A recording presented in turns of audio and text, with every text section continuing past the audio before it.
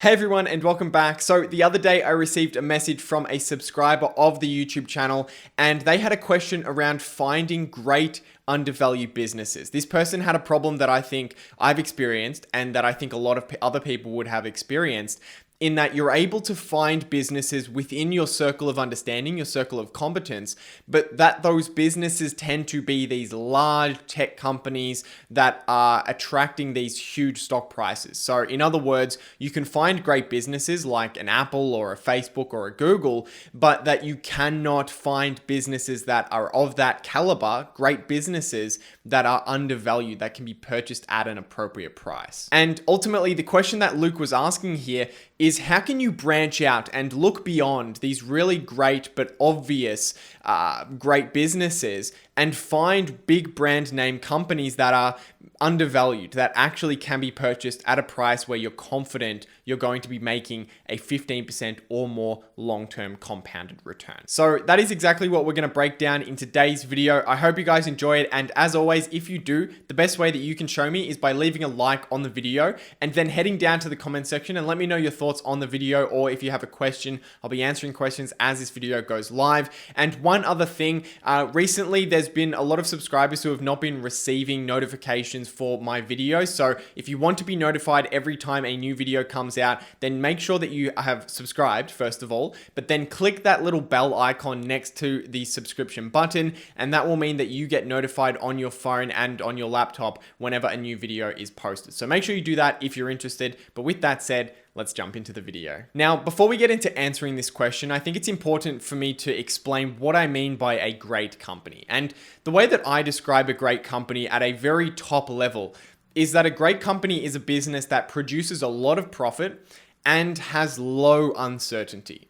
Okay, so a business that is not only profitable, making a lot of money, but has relatively low uncertainty in what those future cash flows might be. And the way that we identify these businesses following Warren Buffett's principles is we first identify businesses with a distinct competitive advantage. Warren Buffett calls this a wide economic moat, something unique that the business has that is attracting customers and drawing customers or clients away from other businesses in that industry. And naturally, if a business does have a competitive advantage and is able to draw in customers and gain market share against the other businesses in that industry, then they are going to be growing their revenues, their profits, their equity, and their cash flows at a significant and consistent rate over the long term. The business also needs to be one that is managed well, right? You could have a business that is producing a lot of revenue, making a lot of money, attracting a lot of customers, but if it's not managed correctly, then its expenses may be really, really high, and the amount of profit that that business is producing is really, really low. And at a really basic level, I might have, for example, a really great product idea. But if I cannot market effectively, if I can't hire the right people, if I can't manage debt, or let's say I can't distribute that product at a low cost, then that great idea is just a great idea. It's not a great business. So a business is not just the product or service that that business is selling. It's also the network of people that are involved in creating and innovating on that product and service, and then managing the business at a high level in terms of their financing, in terms of innovation, research and development, and all of the other things that high level management teams need to think about in order to maintain the business and then grow it over time. And all of those things go into finding businesses that are what I would consider a great business. And that means that if we invest in great businesses, then we're investing in businesses that have a high chance of maintaining their business over a very long period of time. So we can invest in that company over a long time. And they also have a significant chance of compounding their cash flows and increasing their profitability over the next 10 and beyond years. But the problem is that these great businesses, particularly the really large ones, often have really, really high stock prices. And the way that you should think about investing, and I've mentioned this in a number of different videos, is think about the price you're paying compared to what that business can deliver to you in profits. What is it going to put in your pocket in terms of dividends and in terms of the stock price going up because the business is more valuable? And really, really great businesses have stock prices that are already very, very high, sometimes even higher than the amount of cash that you can expect to get back from that business over the next 10 and beyond years. And there's a couple of key reasons why businesses that are really great are really, really expensive a lot of the time. But a couple of the main ones are that most of the time, the stock market functions on expectations that investors have in the near future. And there is a key reason why most of the time the stock market functions on the expectations of the near future, the next 6 or 12 months. And the main reason for that is because 90% of the money flowing in and out of the markets is controlled and invested by institutional investors investing on behalf of everyday people. And the amount of money that fund managers make is dependent on how much money people give to those fund managers to manage. So as a result, their decisions are significantly influenced by what the average person thinks that a financial manager should be able to achieve. And for the most part, the average person expects that if they're passing their money off to a fund manager, they expect results now. Right? If a fund has negative 5% returns in October, but the rest of the market on average went up 3%, people pull their money out of that fund and they look for another fund. The average person does not understand how the market fluctuations work and what is a reasonable expectation over a 1 month or a 3 month or even a year period. It's reasonable that a fund manager may underperform in the short term, but the average person doesn't know this, and as a result, fund managers have to act differently when they're investing on behalf of the average person. And the outcome of all of this is that fund managers are under pressure to not be holding businesses that are expected to have high uncertainty in their stock price over the next 3 months, right? Most fund managers are assessed on a quarterly basis, which means when they're looking out over the next 3 months and they're looking at the stocks in their portfolio, they need to get rid of or reduce the position in stocks that they think will go down in the next 3 months. And of course, on the other side of that, they will be trying to invest more money in businesses that have performed really well in the recent short term and are expected to perform well in the recent future. And as a result, that causes the stocks of really great businesses that have been on a really long track record of success, but also particularly success in the last few months, those businesses attract really high stock prices. The ironic thing is though, because of the way that they invest, it actually creates significant opportunities for the average value investor like you or me to invest in really great businesses when there is short-term uncertainty. Because while great businesses most of the time, while they're performing really, really well, will be attracting these high stock prices from these fund managers, if there is just a 3-month or a 6-month or a 12-month period of uncertainty in the cash flows or the profitability of a really great business, its stock price will often go down significantly, even if the business will still be higher in 5 years or more down the road. Remember, fund managers need to focus on the next few months, whereas as a value investor,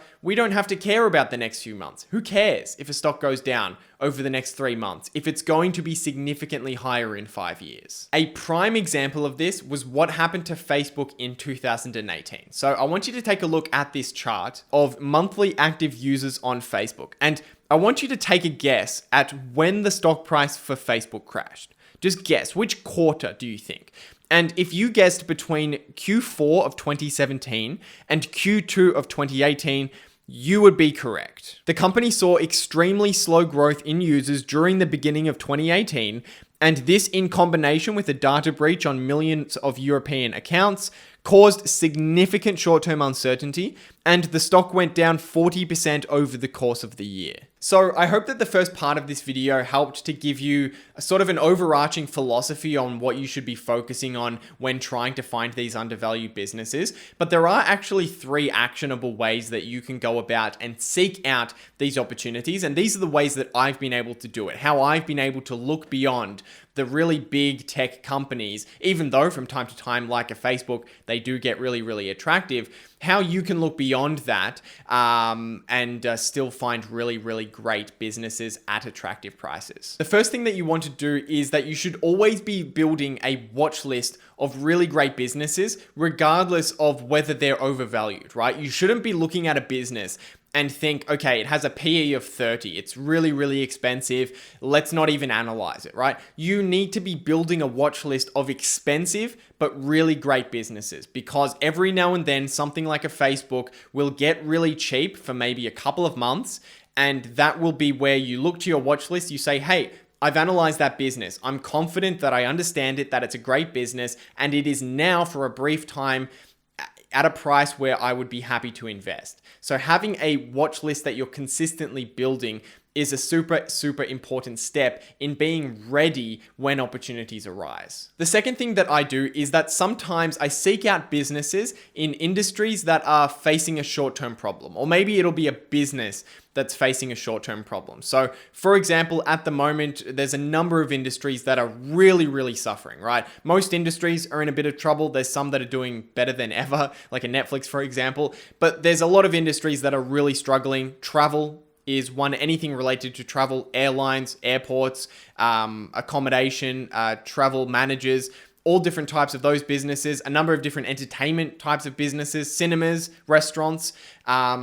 There's many types of industries that are struggling at the moment, but of course there's a good reason why. There's a lot of businesses that are not financially protected and they're not in a good position for this pandemic. So obviously still avoid those companies, but looking in those industries, if you can find businesses that have a lot of cash around, they have low debt, they're consistently growing, excluding this year, of course, and they have a really high return on invested capital, and you like the management. If a business has really good characteristics, then, and it's in an industry that's struggling, there is a good chance that its stock price will be pulled down with everything else, even though it's a really great business. And the third thing that I would say is you can also look for really great businesses, big businesses, in smaller industries. So the RV industry, for example, has two major competitors. So there's two businesses that make up 90% of that market, that being Thor Industries, the business I'm invested in, and Forest River, which is owned wholly by Berkshire Hathaway, Warren Buffett's Berkshire Hathaway. But that industry produces about, in total, in the US, about $20 billion in revenue. And you can compare that to just Facebook, which produced about $20 billion in revenue in the last 3 months alone. And that doesn't even include the rest of the online advertising space. So if you're looking at smaller industries, there will naturally be less eyes on them.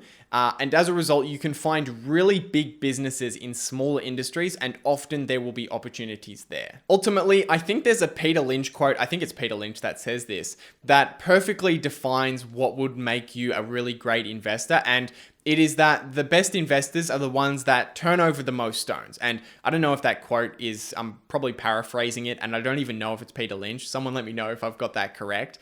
But I think that is absolutely so true. If you only look at a couple of businesses and you don't deeply study any of them, you're probably never going to find an investment that you're confident in, right? For me personally, I've only invested in a handful of businesses, but I've looked at thousands of businesses.